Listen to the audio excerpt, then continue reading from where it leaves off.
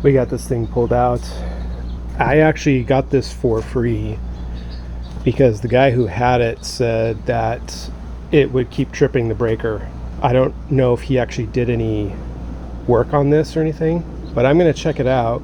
Before I plug it in though, I'm going to take the cover off, open up the panels, get my multimeter out, and just kind of test the components in there, make sure there's no dead shorts to anything, that kind of stuff. Check the windings on the motor if I can, and see if there's anything out of the ordinary.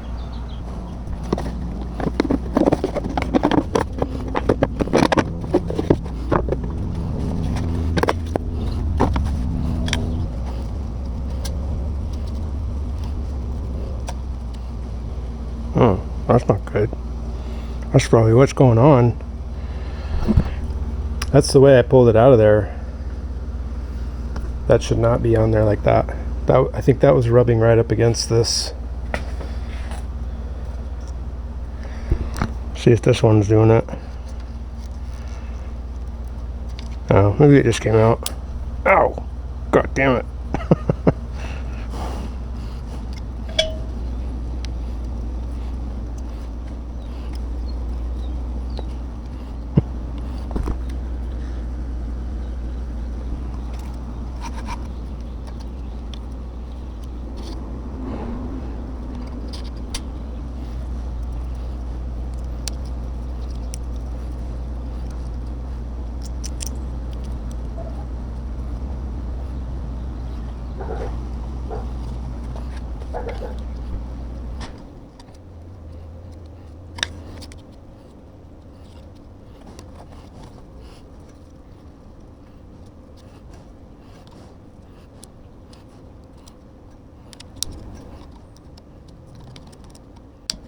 There we go.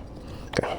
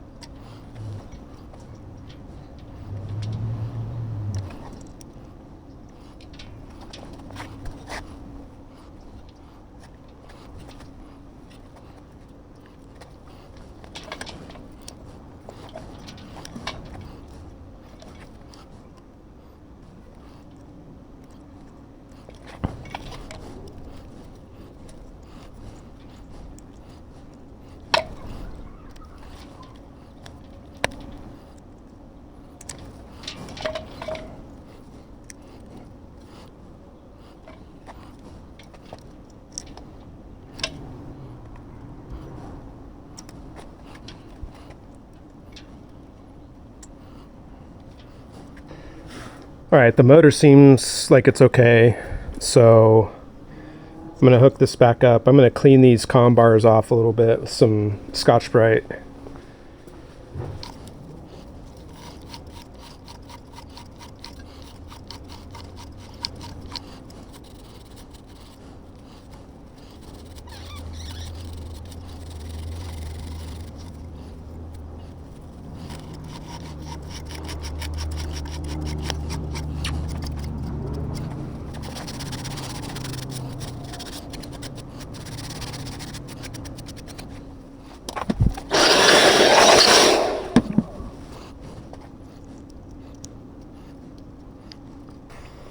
All right, should we plug it in? Let's check it out. See if it blows the circuit. See if we get sparking. All right. Oh, yeah, that's not good.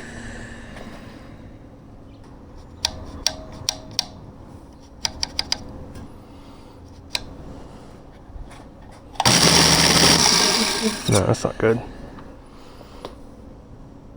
All right, well, It's sparking pretty good and leaving a lot of, I mean, it's all just arcing right here. I'm going to go read up a little bit and see why that might be doing that. Definitely shouldn't be doing that.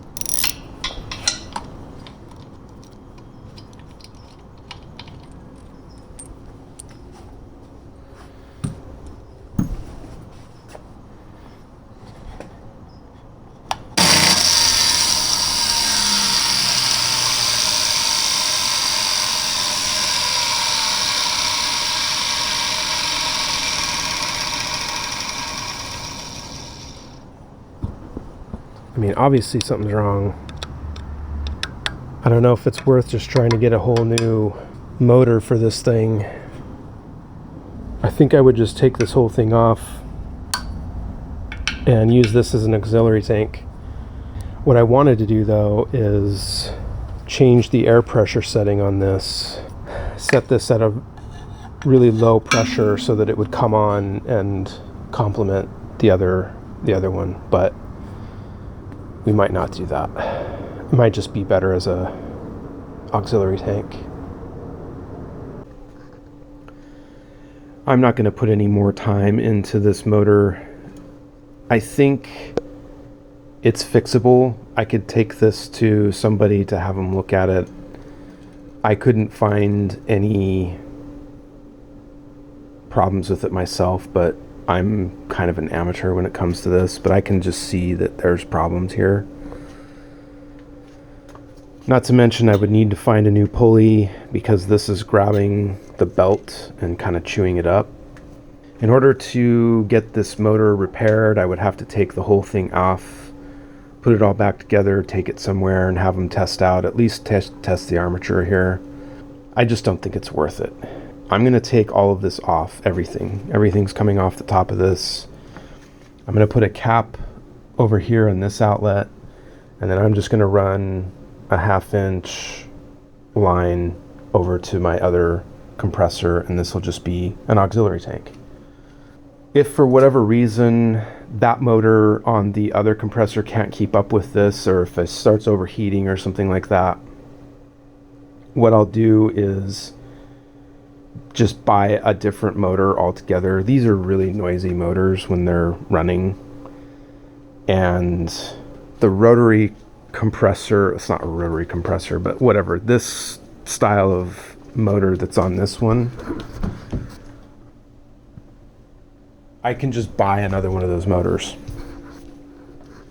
and attach it to this, you know, modify this plate to accept a motor like that one.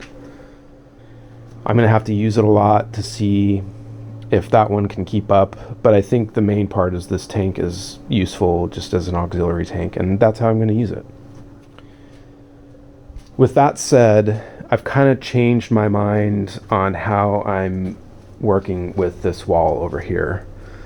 I've been really racking my brain trying to figure out how I want the vacuum system to be, where I want the air compressor lines to come out, you know, where I want the vacuum ports to be located.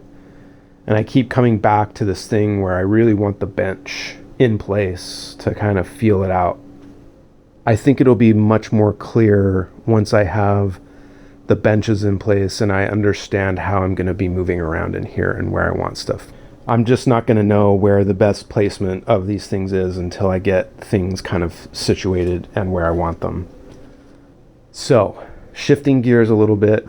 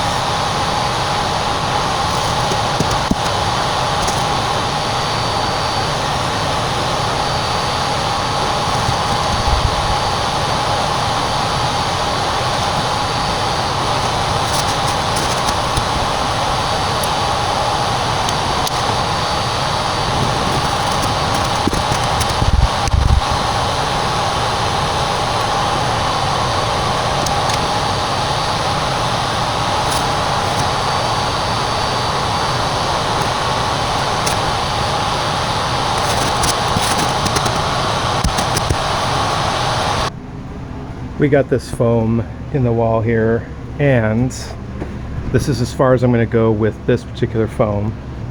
I've used up all the scraps, so now we're going to put these scraps in, and that will even out, flush it out with the wall. Again, there's no reason for me to use this foam other than this is a little bit better noise isolation, which is why I'm using it here up against the extension. And I just have the foam and I want to get rid of it. And this is a good way to get rid of it. On the top side, where there is no foam right now, is going to be this stuff. And then I'll continue that all the way over here. And then whatever I have left will go that way. I also moved this light so it is away from the extension. And it's a little more centered, although I probably could have moved it over a little more, but it's totally fine where it is. Spare foam is all used up and in the wall as far as it's going to get. The next step is to get this fiberglass insulation up in the top there and in this wall and in that wall.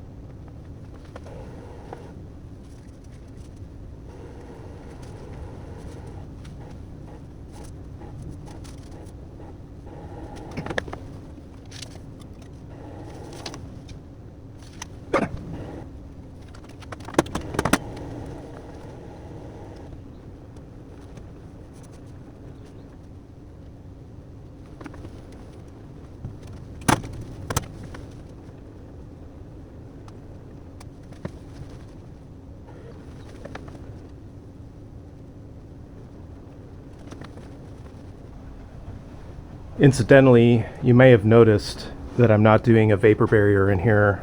I think I've mentioned this before, but I'm not doing a vapor barrier because, well, for one thing, this is a garage. I don't really need a vapor barrier. Second of all, I live in Southern California where it's dry most of the time, and most of the heating and cooling for this place is cooling during the summer. So if I were going to do a vapor barrier, it should be on the outside of the wall assembly.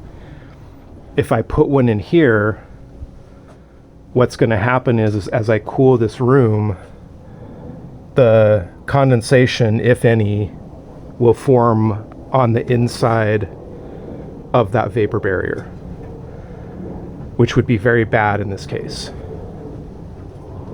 So I'm leaving this vapor open, both inside and out, which I think is totally fine for this application. If you were going to do a vapor barrier, and if I were redoing this entire garage, the vapor barrier would go here on the outside, and that's kind of what this tar paper is. So again, not doing a vapor barrier, not needed. It's a dry climate. When it does rain, hopefully it stays outside of this cavity, and any water that does form is going to happen on this stucco side. So yeah, I don't want to seal it off to vapor. I want it to be able to dry as much as possible if any water does get in there.